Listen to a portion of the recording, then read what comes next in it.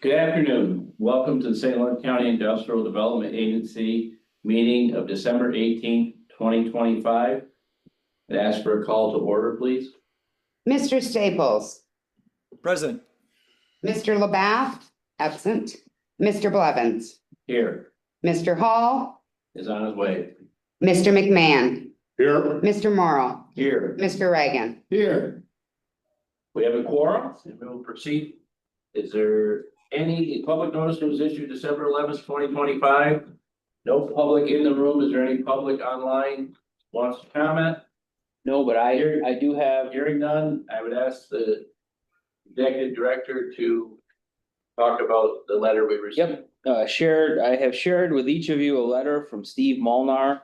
Mr. Molnar reached out to us and said he could not be here, but he would like you to be provided with a letter and it to be part of the public comment. We'll include his letter in the minutes as part of the public comment. He essentially questions the assumptions that we need nuclear power. He expresses his disappointment with the recent forum, that there wasn't more of an opportunity to discuss some of the pros and cons of nuclear power. He urges that the IDA step back from any support or advocacy for nuclear power. And as I said, we'll include the full letter in the minutes, but you have a copy of it. That was the sense of his letter to us. Thank you very much. You should have in your packets the minutes of October 2028 or 2025. I would entertain a motion to approve those. Steve, did you make a motion? Yes, did. I will A second. second. Any discussion concerning the minutes from October? Hearing none, all in favor, say aye. Aye. Opposed, nay. The ayes have it. We approve the minutes. Also, you should have financial reports from September and October 2025. And Gilbert, could you? Okay, your September highlight sheet in your packet, I'm gonna do a quick summary. You had about $30,000 in ARPA expenses, $100,000 in building expenses, which included our Buck Street rehab expenses. You had expenses from the Mathena School of Business project and some other operating expenses that include some renewal of annual subscriptions for IT, insurance, and insurance costs. Other than that, I can answer any specifics anybody may have. The School of Business expenses, how much of that is going to come through? Is that the whole PRI is going to come through us? Yes, the full amount was 1.9 million. In terms of where we are with the school of business, the steel to permanently support the facade is in the fabrication process right now. Should be done by the end of the year. The steel erection will occur beginning the first week of January. The installation of the concrete pad and hardscape and landscaping will occur after the winter in April. We've been working with Empire State Development about the release of the funds, and I think we're gonna get a release in two separate tranches. Yep, the first one, we should hope to have in the spring, and then once the project's fully complete, the balance. We are still within the budget on everything. Entertain a motion to accept the financial report as given. So moved. Second. All right, we have a first and a second. All in favor of accepting the financial report, say aye. Aye. Opposed, nay. The ayes have it. Financial report is accepted. We have the committee, the governance committee met. And I shared that. We have put in your packets the annual conflict of interest policy, procurement policy, investment policy, and a review of the harassment prevention policy. The committee recommends that we approve them as written. So Were there any changes? this year there was not. Are we still in compliance with all state law and the policies? Yep, they're modeled after state law or state ABO recommendations where possible. Lynn pointed out we made some changes last year or the year prior, and this year none were needed. I have no problem. I'll make a motion to approve. Second. And these resolutions, do we need to approve them now separately? I think.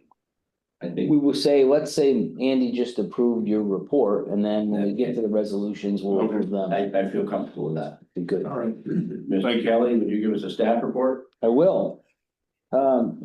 As you may have seen on the news, Empire State Mines received a $1 million award from the New York Power Authority to the new Northern New York Power Proceeds Allocation Program. We also were notified December 8th that we received a $500,000 award from the NBRC to the Catalyst Program for a building we want to construct in the Governor Industrial Park.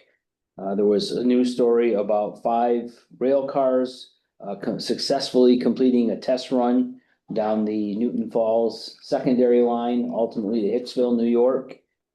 The Rochester Regional Health, St. Lawrence Health System, multi-jurisdictional tax exempt bond that we talked about at our last meeting did close, was approved, and is underway. We're currently working with the Vecino Group on the pilot application process for the former Congdon Hall building in downtown Potsdam. I think there was an article in the paper this week about a public meeting that Vecino was putting on, talking about that project. That's adjacent to the project that they did with us in 2020. We are working on our RFP for the 30 Buck Street property here in Canton, as you're aware, for our first round of rehabilitation and improvements. The last thing I will point out is we've attended a number of the nuclear forums that I referenced earlier. There was an RFP that the Power Authority put out for request for interest. We did respond to that. I will tell you, I think this is very early in the process. Expression of interest. And I think we will learn more as the New York Power Authority reviews all the different RFIs they receive from across upstate New York, and should be, I'm sure, in contact or no more in 2026. ARPA update, we are getting right near the end of wrapping up the ARPA program. I think within the facility structure program, we're looking at doing supplemental funding within that program on a couple buildings. From a training perspective, we had training funds. We had more of a demand. And I'm talking $8,000-9,000 for CDL training. We had some money left over in the workforce pipeline fund. So we're going to allocate some of that money to the CDL training. We have another until 2026 to spend all the money, but I believe we're across all of the programs. We're administering over $3 million, and we're talking about 50,000 or so. We're very, very close. And I'm still optimistic a few more might come in before the end of the year. So it's well underway, just about completed. As I've said before, great program. Thank you to the County Board of Legislators. It enabled us to deal with a range of projects, businesses, employers, initiatives that we might not otherwise ever be able to help or assist. And I think it was meaningful. Great. You mentioned the multi-jurisdictional tax exemption. Yes. How many municipalities were involved? Or how many jurisdictions were involved? I'm sorry. So the counties involved were Genesee County, Monroe County, Ontario County, St. Lawrence, and Wayne counties. So that's it was a multi-county bond. Right. that overlaps, I guess, or overlays with the Rochester Regional Health System. The facilities in St. Lawrence County impacted are in Governor, Messina, Canton, and Potsdam. Did we have, did those communities have any pushback on on supporting the bond? No. Okay, I was just wondering if we missed something along the way. That we should, if other people had concerns that we didn't pick up on. I think it was a pretty straightforward bond. Yeah. I mean, essentially what you're doing is you are enabling the facilities within St. Lawrence County to benefit from the lowest cost financing possible that the overall health system has access to by having that tax exemption conveyed on the debt. I think, largest employer in the county, key human services provider, healthcare provider. I think for the most part, overwhelmingly, any investment in the facilities, I think, is positively received. Anything we can do to help rural health, going to the ARPA, the CDL, Yes, we funded the CDL through the ARPA.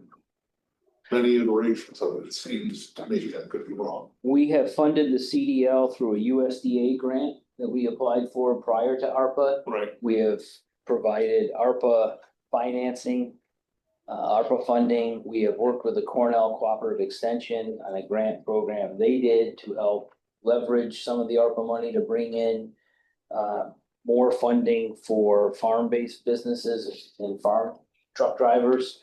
Yeah, we've been pretty active across a range of programs trying to help CDL.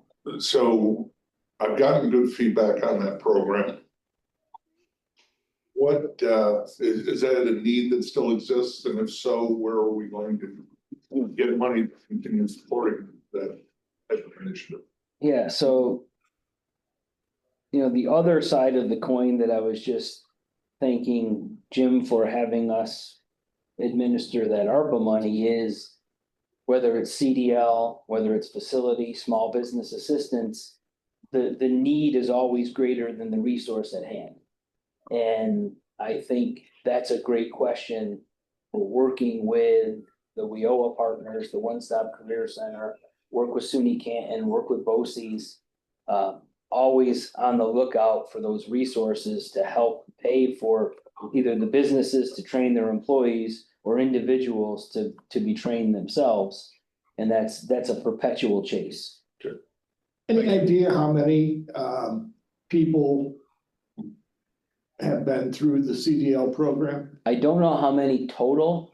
I would suspect over 100 at this point. With the CDL ARPA funds, 68 individuals were trained. And you suspect over 100 with the whole program? From its inception, yes. And, I think it's important to note that it was the IDA, Patrick and John and the staff, who brought together a lot of local businesses from across the county to talk about the need for more people to have commercial driver's licenses, and that this was hurting a lot of local businesses that could not grow their business because they just didn't have the drivers, and that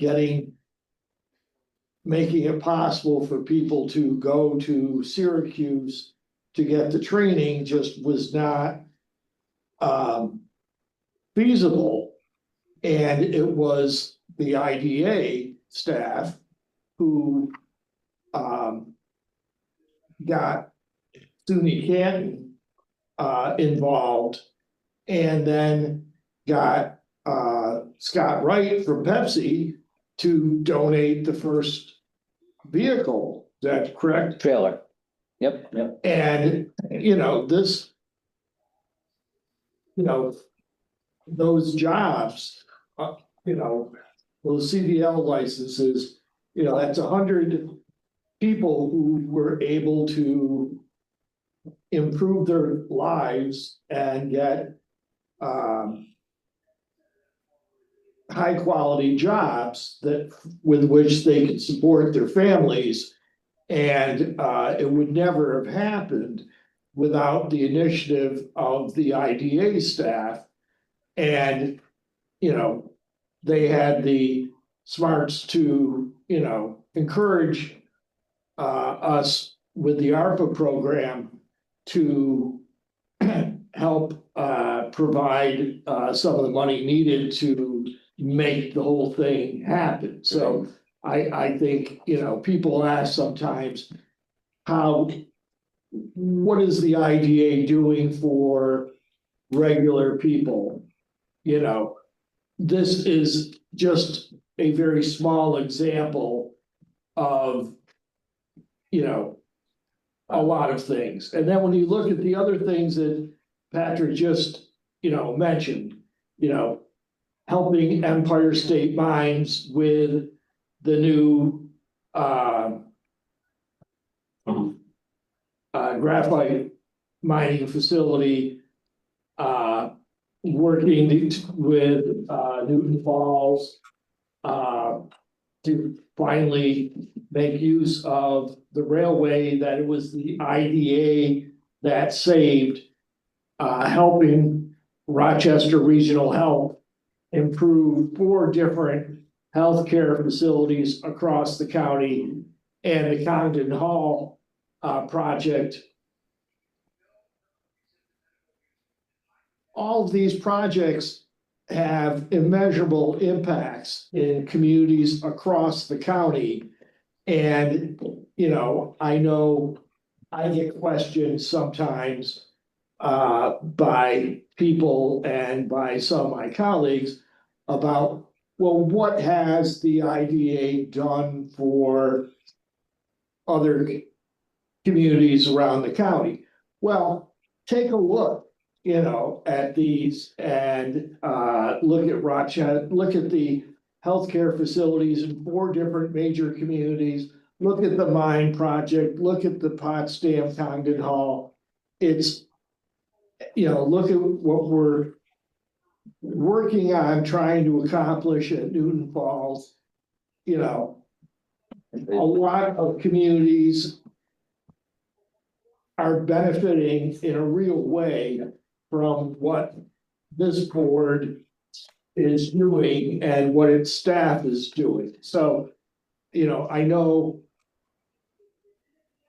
I'm speaking to the choir No, but it's here. important that you bring it out, and I appreciate you doing that. It really does help us a little bit. I'd also like to take this moment to acknowledge and welcome board member Mark Hall, who's now in the meeting and will participate. And is noted in the minutes as arrived. Thank you. You're Thank you. welcome. That really- Thank you for joining. Well, I just think that we fail to explain to the public why we exist and why what we do is benefiting them. And then we're surprised when people ask, why do we have, what's the point of, what's the IDA done lately? Exactly. Well, we need to emphasize to people when it is that we do these things so that it begins to sink in. Oh, they are doing stuff, and it is creating jobs, and it is bringing investment. We're talking about with this, potential,